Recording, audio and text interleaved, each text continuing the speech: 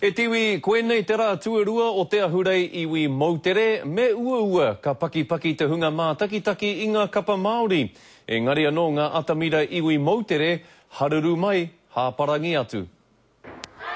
He iwi kāre kaha ki te paki.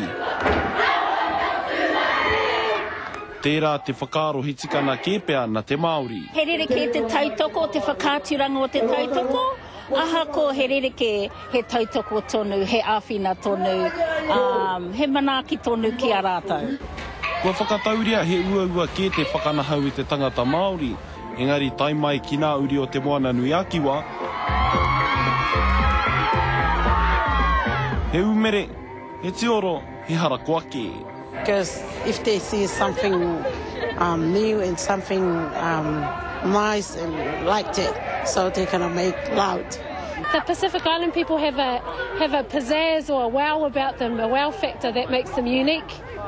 He tikana ki me whai e te Māori. Part of our culture right now, and we understand that what the teams have been through to get on stage, and I think it's a belief that, well, extra noise could potentially put the kids off. I think maybe that a little bit might be about competition, because it's so, especially in secondary schools, it's so competitive that there's lots of concentration going in it, especially for kapahaka, and so I think they might be a little bit more focused. Nō reira i ngā kapa, kaua e maharahara mena ka kore o paki, e ai ki te kōrero, he tikana ki na te Māori.